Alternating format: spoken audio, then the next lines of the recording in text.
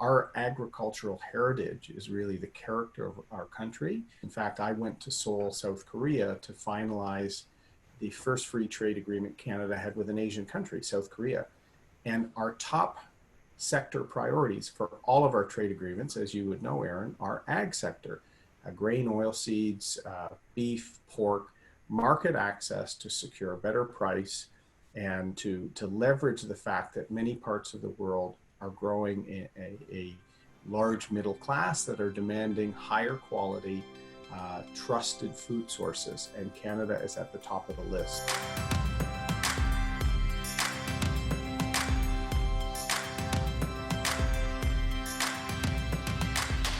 Hi everyone, and welcome to episode 6 of Fireside Chats with Erin. I'm your host, Erin Garlick. As the executive directors of the Grain Growers of Canada, I started this podcast to serve as a forum for real conversations with industry influencers and policymakers. Our guest today is here to talk about his vision for our country as someone who one day hopes to lead it. Today's Fireside Chat is with Erin O'Toole.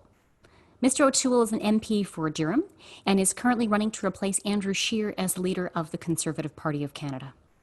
Mr. O'Toole, thank you for stopping by for a Fireside Chat.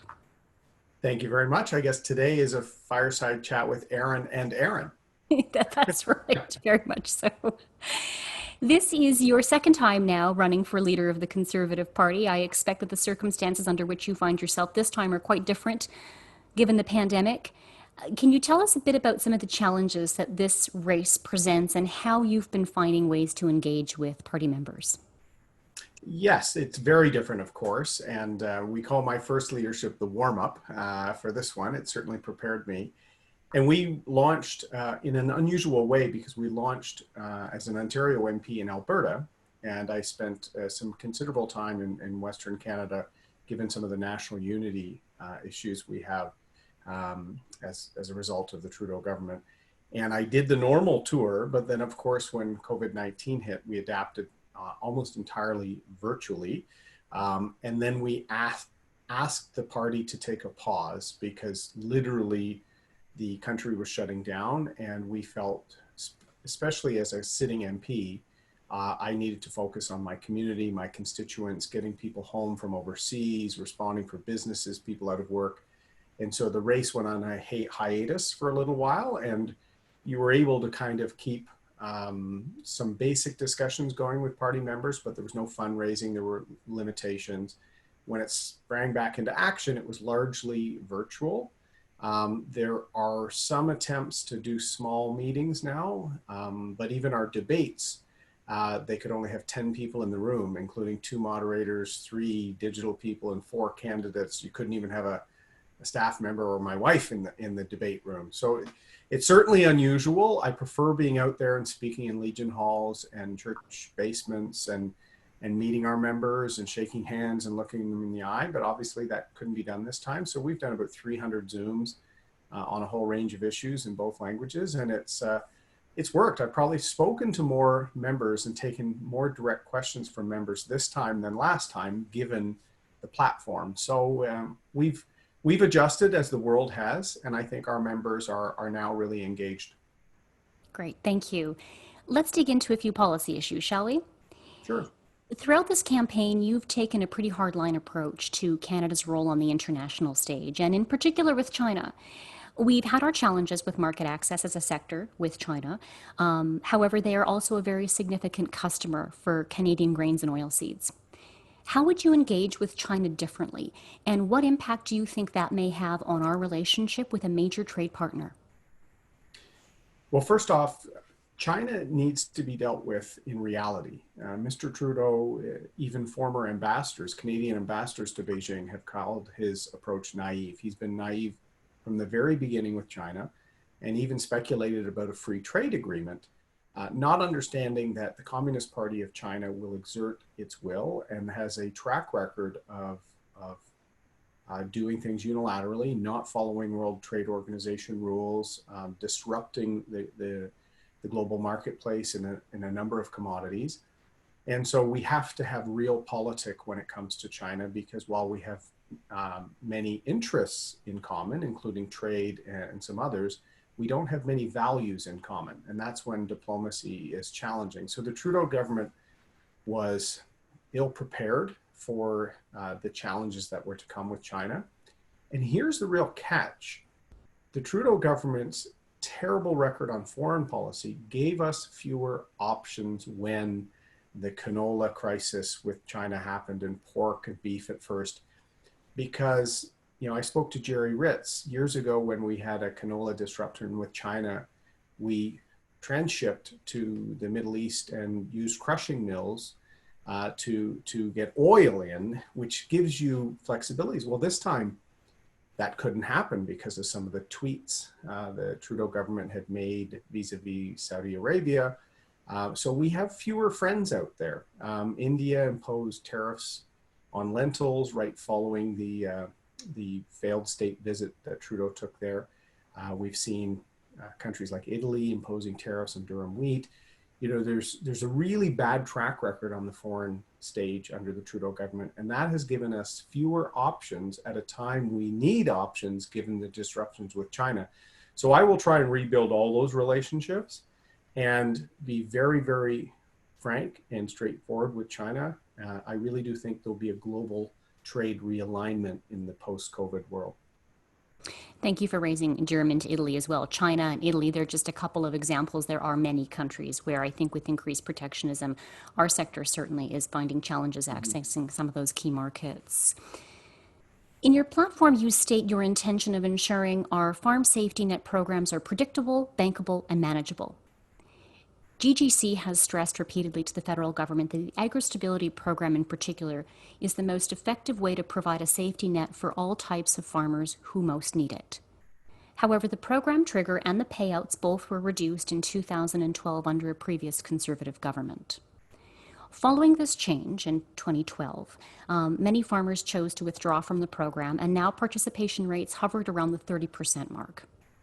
What would your approach be to increasing farmer participation and agri-stability, and perhaps more broadly, in the full suite of business risk management programs? Very good question. I do think there's a need to revisit and enhance the programs.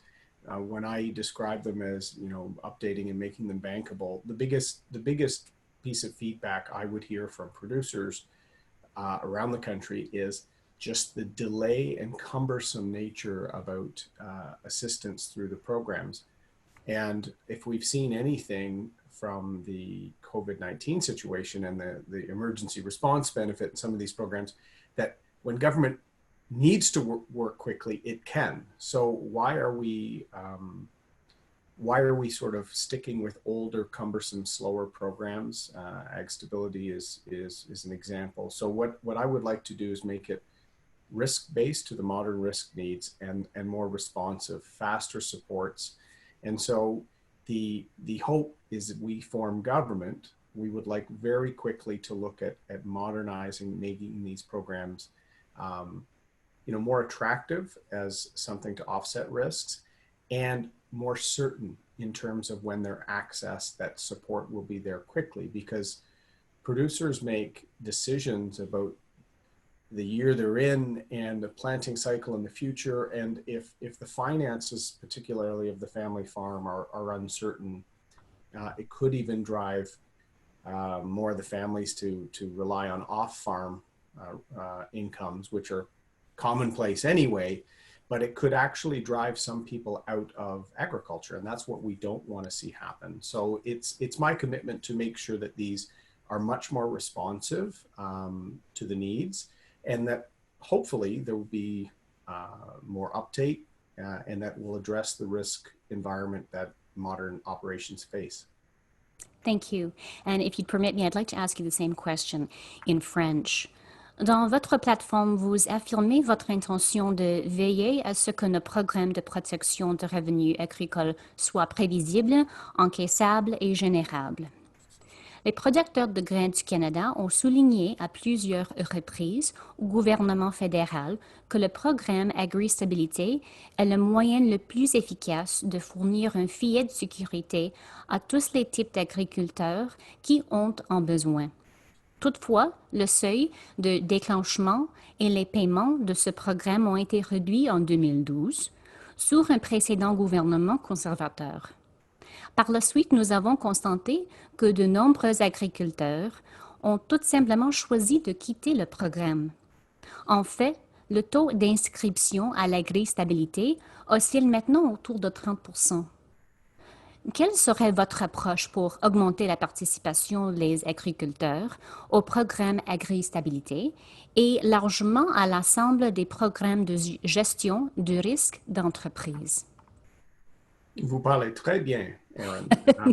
C'est une question très importante pour les femmes familiales et on doit moderniser notre programme comme Agri-Stabilité pour le bien-être de nos fermes familiales à travers le pays.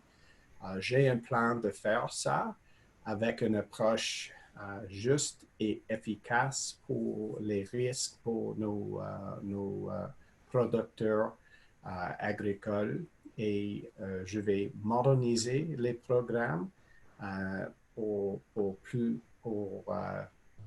les programmes plus vite et plus efficaces pour les paiements après une crise pour un secteur.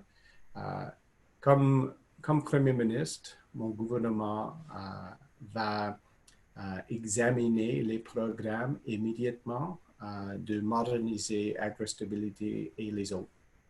Merci. Continuing with the theme of competitiveness, your campaign has indicated that you would redirect some federal agriculture research funding to partnerships with the private sector to develop methods to grow more crops in Canada in greenhouses. Without getting into the merits of the idea, I'm sure that you're aware that funding for federal agriculture research has dwindled over the years. What do you view as the government's role in crop research, and how much specifically would you redirect from the funds that are currently available? It's a very good question. I think one of the key things that we've learned from the COVID-19 crisis is that Canada was certainly not prepared to respond in a national way to a pandemic or something that suddenly hit the country. And there were risks to our food security system that could have been much more severe if this had become deeper and more prolonged. And we saw how the border thickened almost immediately because of travel restrictions, and even our U.S. ally to the south trying to restrict flow of PPE and other items. So I've been talking a lot about self-sufficiency and preparedness for the country, and I think food security is a key part of that. And so some of our commitment to innovation and to examining that would be research, but also pioneering some ability to have faster and more reliable production of a range of produce, for example. And so as the first generation of my family to grow up off a farm, I don't profess to be the one that will blaze the trail with some of these innovations, but I do see it as a key need. I also think we have to work closer with the United States and Mexico to look at food security on a North American basis as well, with different potentials, different seasons. So my mention of the greenhouses and the sort of strategic funding for innovation is going to be all at a food security level, and it could have some crop innovation and other things. I do think this is something many governments going back 30 years have sort of not invested properly in, and perhaps time to catch it up a bit. In your platform, you recognize the critical environmental stewardship provided by Canadian farmers, while also promising to end the carbon tax and make industry pay for emissions. As stewards of a land who sequester significant amounts of carbon, how will farmers be impacted by your climate change plan? And can we expect in that plan to see some recognition for the steps that farmers have already taken to make their operations more sustainable? Great question. And there's been a lot of misinformation about my plan out there. I will eliminate the Trudeau carbon tax, which has been a huge cost input for producers all around the country. I hear from the farming families in my own riding about dryers and just the immense costs that they're seeing on their operations, killing their margins. So I will eliminate that. And what I want the federal government to do is partner more with the provinces and support their programs to reduce emissions. I've also in my platform talked about a pilot program for alternative land use systems, ALICE, to highlight to the Canadian public that there is a public good in modern farming practices, whether it's soil practices or setbacks or other things that have a public good because they're promoting fewer emissions, fewer phosphates into drinking water, things like this, or bodies of water. So can we pilot a way to compensate farmers? There have been some projects in Manitoba and in Prince Edward Island using an ALICE type approach.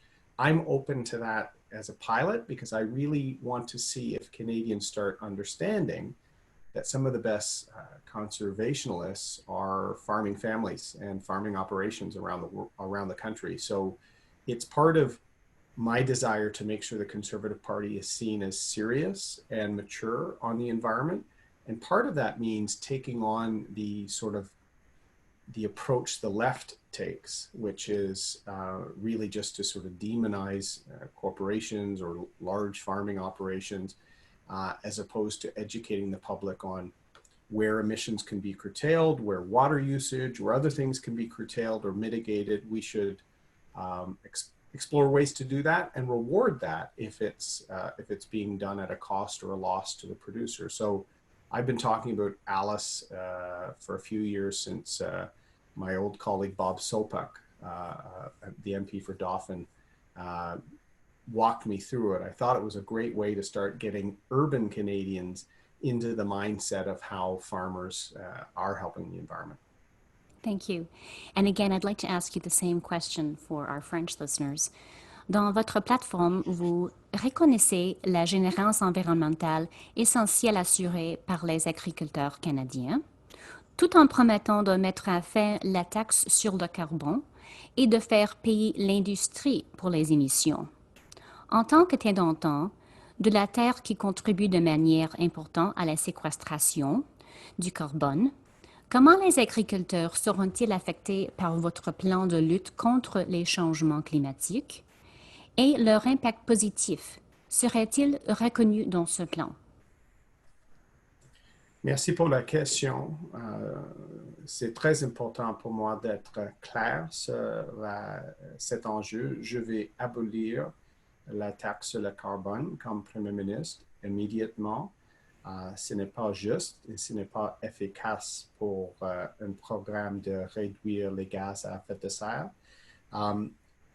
Je vais travailler en étroite collaboration avec les provinces sur leur programme de réduire les gaz à effet de serre et de travailler ensemble avec une approche de collaboration et sans confrontation.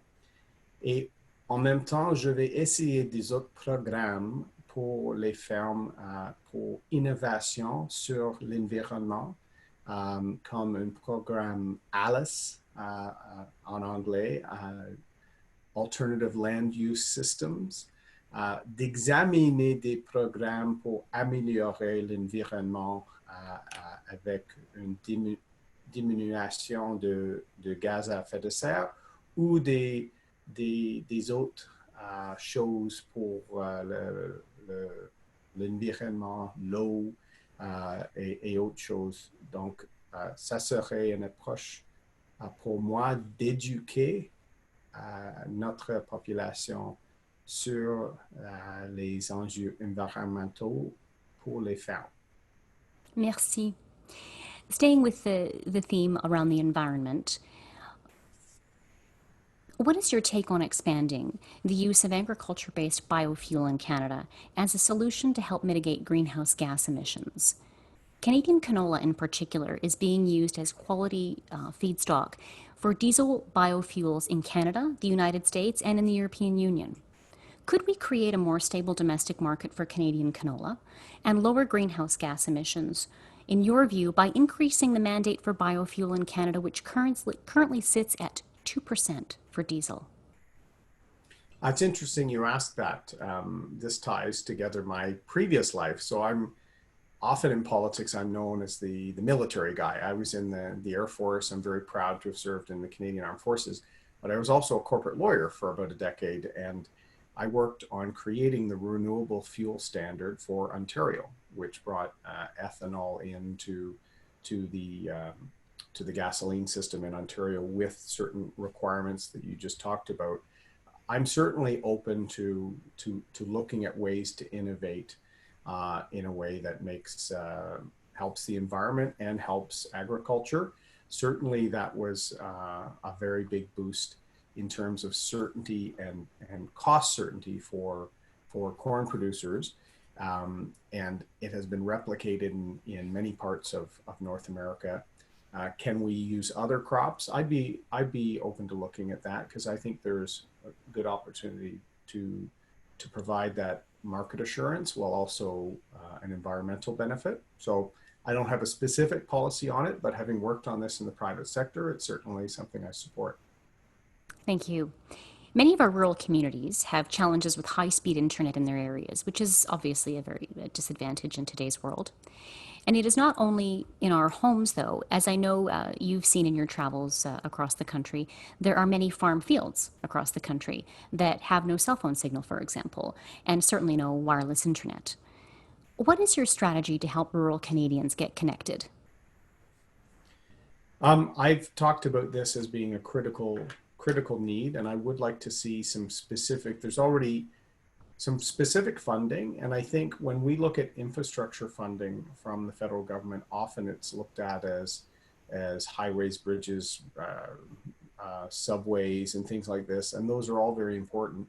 I really do think that this type of connectivity should be part of the bundle that we call the Building Canada program under the Harper government, and putting it much more front and center because it is essentially the utility of first need for most small businesses, farming operations, families. Look at children like my own young kids. Well, at least my daughter was doing her online reports. My son was a little less disciplined in that regard. So it shows why high-speed internet, particularly for rural communities, is a priority. So can the federal government put this in an area of funding priority, much like we would do for those big projects? I firmly believe in that. And in fact, some of the savings I want to get from eliminating the Trudeau media bailout and modernizing CBC, I would put into investing in high-speed connectivity. Thank you. Our final question now, and I want to give you an opportunity to talk a little bit about your vision for Canada's agriculture sector. As the national voice for Canadian grain farmers, GGC is confident that our sector can play a major role in the post-pandemic economic recovery if we're given the tools and the freedom to do that. The current government in 2018 stated an ambitious goal of increasing agri-food exports to $85 billion by 2025. While this is a laudable goal and one that the industry supports, we are still without a concrete plan to get us there. If you were Prime Minister, what would your overall vision for agriculture be, and what would your government do to support the sector in the years ahead? Great question. Thank you, Erin. I say that Canada is rich in resources, and we should embrace that and be very proud of it and leverage it, particularly as we're growing out of the crisis of COVID-19. And agriculture is one of those resources. Sometimes we think that's just mining or oil and gas. Our agricultural heritage is really the character of our country, and the incredible opportunity that we have. It should be explored. I worked on trade in the Harper government as the parliamentary secretary for trade for the European Trade Agreement, Trans-Pacific Partnership negotiations, and several others. In fact, I went to Seoul, South Korea to finalize the first free trade agreement Canada had with an Asian country, South Korea. And our top sector priorities for all of our trade agreements, as you would know, Erin, are ag sector, grain, oilseeds, beef, pork, market access to secure a better price, and to leverage the fact that many parts of the world are growing a large middle class that are demanding higher quality, trusted food sources, and Canada is at the top of the list. So that will be a key priority for me, particularly as there will likely be some more uncertainty and disruptions with China. We need to secure new markets, improve things with India, Indonesia, Vietnam. There's a range of growing countries, and we have some links with them already. I really think we need to do that even more so, given there could be some uncertainty with respect to China, which is an important market for our ag sectors and especially our grain growers. So that will be a priority for me. And I think more and more Canadians need to know how important agriculture is to our economy. And that's part of the reason I've talked about ALICE innovation programs and other things, so that the wider public in Toronto, I represent a Toronto area riding, but I do have a rural component. I have farming operations. Canadians need to not just appreciate Canadian ag, which I think they do, they need to know how critical it is to our prosperity and to our food security. So it's going to be front and center in an O'Toole government. I think it was under the Harper government. We had the most ambitious trade agenda in Canadian history, and that was all focused at the ag sector. And then some of the ideas on innovation and modernizing the programs will be our way of showing farming families we're listening, and that we're going to try and make sure that we're more responsive to their needs when we're back in government.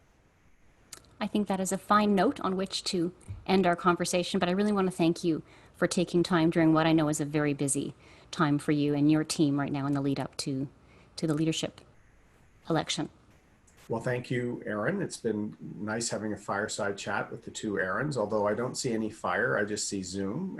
And so thank you for what you're doing in the advocacy work, working with your organization a few years ago during the CETA negotiations, during TPP, at the Trade Committee.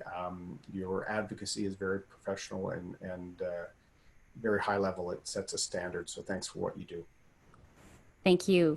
And we are sitting next to my fireplace here. It's just not lit right now. Okay. It's about 30 degrees in the nation's capital. So maybe next time. Yes. Thank you. And thank you everyone for listening to this episode of Fireside Chats with Erin. We will be back again in 2 weeks' time with another special guest. In the meantime, if you want to stay up to date on all things GGC, please follow us on Twitter @GrainGrowers or on Instagram @Canada's Grain Growers. Until then.